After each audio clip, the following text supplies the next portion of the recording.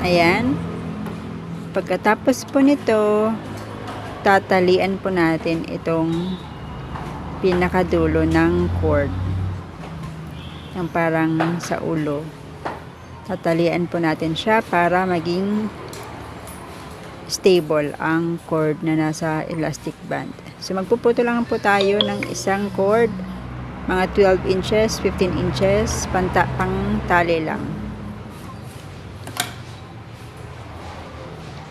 Tatali po natin siya dito mismo sa may pinaka bukol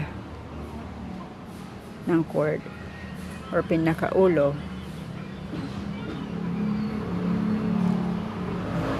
So depende po sa inyo kung ilang ikot. Sa akin po mga 5-6.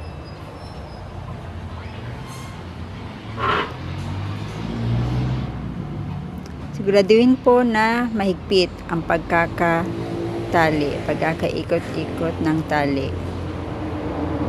Tapos, ipapasok nyo sa ilalim, palabas, sa ibabaw.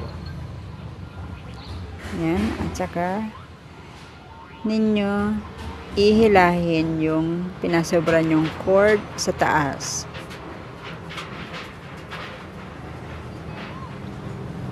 Yan. Siguraduhin na di makikita yung cord sa ilalim at sa ibabaw. Putulin.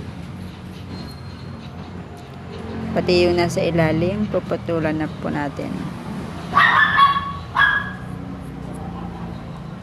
Ayan. So, ganito na po siya.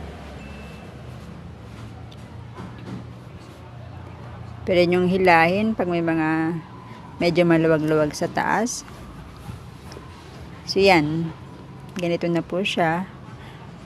Pag nabuo nyo na, natali nyo na, pwede na tayong magsimula gumawa ng headband. So, kung may pin kayo, scotch tape, paper tape, packaging tape, basta po ang importante lamang ay maging steady yung gagawin natin. Hindi gumalaw-galaw. Para di po tayo mahirapan.